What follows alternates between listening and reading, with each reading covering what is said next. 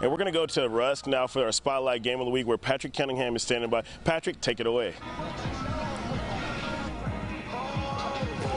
Thank you, David. I am out here at Eagle Stadium in Rusk, where both Bullard and Rusk are looking to solidify themselves before the start of district play. The Bullard Panthers have been in some tough games this season and are still looking for their first win. They know they're more than capable of finding the win column tonight, though, after beating Rusk last year 22-14. Now on the other side, the Eagles come in undefeated and are looking for revenge on their home turf. Owen McCown is lighting it up for Rusk and is already nearing 1,000 passing yards this year. Now, despite their opposite records on paper, both coaches know that they could be in for a back-and-forth game. Rusk is playing really well right now. They've got a talented football team, and again, you tell they're well coached on both sides of the ball, and they got some really athletic kids and are playing really good on the offense and defensive lines. I'm pretty impressed with what we've seen on film. And doesn't matter who's 3-0 or 0-3 or 1-2 or 2-1. Both teams will line up and play extremely hard, and they're well coached over there. They got a good coaching staff, and you know, we got to be ready to go.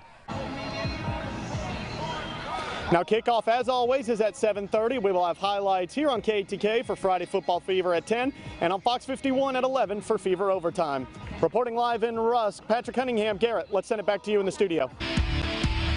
Welcome back to Fever Overtime. Now it's time for a Fever Spotlight, brought to you by Suddenlink. Fever Spotlight, brought to you by Suddenlink. The Rusk Eagles have been rolling, entering tonight's matchup with a 3-0 record, but how would they handle a Bullard Panthers team with upset on their mind? Patrick Cunningham joins us live from Eagle Stadium in Rusk to tell us how it all went down. Patrick, take it away. Garrett, tonight it was homecoming for the Rusk Eagles, and they made sure to put up some fireworks for their alumni who came down for the game. Now let's get to those highlights. Rusk coming in undefeated this year, but Bullard looking to pull off an upset and get their first win of 2021. First quarter, Russ is going to hand it off to Jermaine Session up the middle. He's going to break a tackle, cut to the outside, and runs down the sideline following his blockers for the Eagle touchdown. Extra point was blocked and returned by Bullard, so Rusk only up 6-2. Next drive, Bullard quarterback Aiden Baird, he's going to drop back and fire it over the middle to Clifford Douglas III for the easy touchdown. Again, another no-good two-point conversion. Panthers take the lead 8-6. Eagles quick to respond, though. Down at the 5, handoff to J.D. Thompson, barrels over the defenders, crosses the goal line to extend the lead. That made it 13-8. Next drive for Rusk in the red zone again. Owen McCown heaves it up to the corner. Will Dixon comes down with it and checks with the ref. Yes, that is a touchdown, and it is 20-8.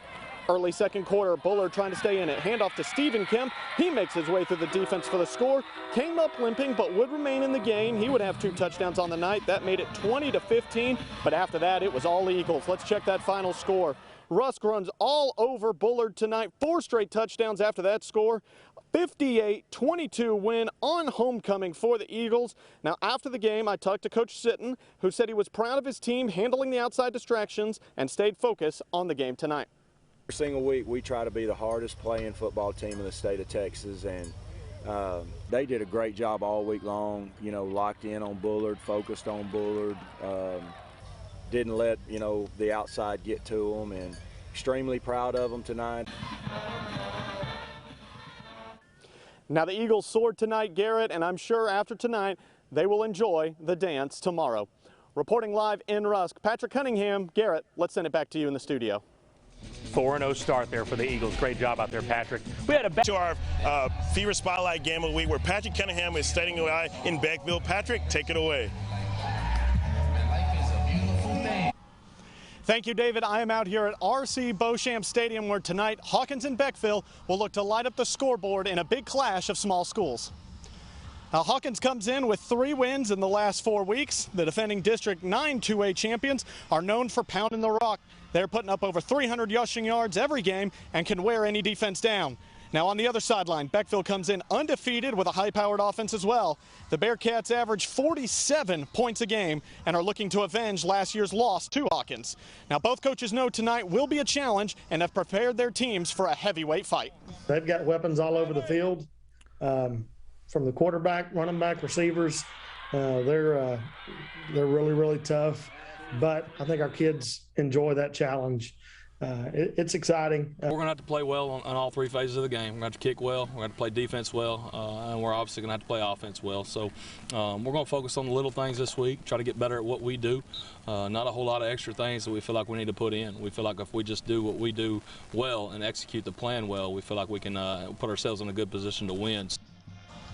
Now tonight's winner will take a 2-0 district lead as we hit the halfway point of the regular season. Now hopefully, Garrett, we can keep the rain tonight. Marcus has done a good job keeping us dry here so far, and we're hoping we can keep that through the evening. Highlights will of course be here at 10 for Friday Football Fever and over on Fox 51 at 11 for Fever Overtime. Reporting live in Beckville, Patrick Cunningham. Garrett, let's send it back to you in the studio. Marcus, you got that? I heard him. Okay, we're going to haul up the weather. Welcome back to Fever Overtime. Now it's time for our Fever Spotlight Game of the Week, brought to you by Suddenlink. Fever Spotlight, brought to you by Suddenlink. It's one of the most competitive districts in the state. Mineola Yellow Jackets coming into tonight 2-0 in district, hosting the undefeated Mount Vernon Tigers. Patrick Cunningham joins us live from Meredith Memorial Stadium in Mineola to break down the matchup between the Jackets and the Tigers. Patrick, take it away. Garrett, you aren't kidding. One of the toughest districts in the state, and tonight's battle was about two undefeated teams taking each other on, trying to get the inside track to a possible district title. Now let's check out those highlights. Mount Vernon entering tonight's contest 5-0, while Mineola is looking for revenge from last year's playoff loss. First quarter, Tigers, they're going to hand off the ball to Mackenzie McGill. He breaks some tackles, drags his defenders into the end zone for the touchdown, 7-0 early Mount Vernon. Next drive, they're going to drop back. It's going to be a screen pass to McGill, and watch this fancy footwork, breaking four different defenders' ankles, and he has gone down to the sideline, waves to the camera on his way to a 50-yard touchdown. A play of the night nominee turned out to be the play of the night, 14-0 Mount Vernon. Now second quarter, Yellow Jackets are needing an answer. Quarterback sweep by TJ Moreland, very patient following his blockers, even takes a late hit. That's a 15-yard penalty on the kickoff, made the score 14-7. Next drive for Mount Vernon, Braden Bennett, he's going to throw it up deep down the field to Caden Kaufman, goes up and gets it. He scores and pushes the lead up to 21-7. Now late in the half, it's going to be another handoff to who else? Mackenzie McGill up the middle, nearly untouched. He's going to shake off the safety, and that is his third touchdown of the half. Tigers would lead 28-7 at the break. McGill finishing with 4 touchdowns on the night. Let's check that final score. And the Tigers, they were rolling tonight on their way to a convincing 49-7 win over Mineola, their third win over the Yellow Jackets in the last calendar year. Now, after the game, I asked Coach Willard about how he kept his team focused, knowing they had such a large target on their back. Wanting it more. I mean, we knew coming in that they wanted us. So all week, we have to want it more. From the first snap, from the first kickoff, we have to want it more than that. Now they are 3-0 tonight in district after tonight's win, tied with Pottsboro atop the district standings with just a month left in the season. Reporting live in Mineola, Patrick Cunningham. Garrett, let's send it back to you in the studio. Your KETK Sports Zone, brought to you by Peters Auto Sports Tyler. Well, Sunday morning we had the NHRA Southern Nationals final in Atlanta, Georgia, and once again it came down to a battle between father and son as Kilgore natives Billy Torrance and his son Steve jockeyed for the top spot amongst the top Fuels dragsters. Dad was up first in the final qualifying session of the morning, Billy going up against Doug Foley. Foley, as you can see, had a malfunction, so Billy wins easily, but what's important is his final time. He wins with a 3.815 finish and puts himself atop the leaderboard. So then it was Steve's turn as he went up against Brittany Force. Like his dad, Steve wins the race but finishes just a bit slower than Billy, so the elder Torrance earns a bye in the top fuel ladder, but more than that, he is also celebrating becoming a grandfather. How about that? You know, these old yellow hats are easier to come by than those winter hats, but I'll take this one. I tell you, this whole 3 weeks being a grandfather has been just surreal. It's just I haven't had a lot of time to spend with that little old girl because Kay has monopolized her, and poor little old thing, she's kissed a hide off of her face. Now up next, the Capco boys will be heading up to North Carolina for the 4-wide Nationals starting on May 14th. Back here in Texas, Patrick Mahomes was in Arlington Sunday afternoon for the Rangers and Red Sox game, of course wearing a Kansas City Royals jersey since he is a part owner. Controversy in the bottom of the sixth. Joey Gallo looks at a called strike three. Gallo doesn't like the call, and then the ump doesn't like his attitude and gets tossed out of the game. Manager Chris Woodward makes his way to home plate, and guess what? He will also get tossed as well. And just like that, the Rangers don't have one of their biggest bats or skipper for the rest of the game. But the Rangers would rally, and with the game tied in the bottom of the eighth, former Red Sox Brock Holt gets this ball to drop into right center field. Two Rangers score, and Texas takes their first lead of the game, and they would hold on to win it. Texas beating Boston 5-3, taking 3 games out of 4 and giving the Rangers their first series victory over the Red Sox in 5 years. And Texas will now head to Minnesota on Monday to start a 4-game series with the Twins. Now the Astros looking to sweep the Rays this afternoon. Scoreless in the top of the 4th when Yordan Alvarez gets all of this one and heads it toward deep right center field and gone. A solo home run, and Houston goes up 1-0.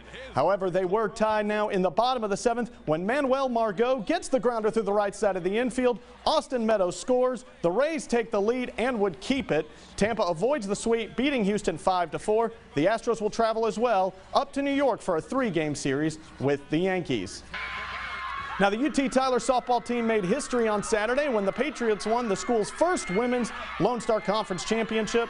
The Pats sweeping A&M Commerce in a road doubleheader, including former Hudson Lady Hornet Peyton Foster pitching a no-hitter in Game 1. UT Tyler softball, ranked 3rd in the country, was a powerhouse in Division III, winning the national championship in 2016 and is already making their mark at the Division II level. The Patriots will finish up their season on Tuesday with a road doubleheader against Oklahoma Christian. And now that's all for sports. Sarah, back to you.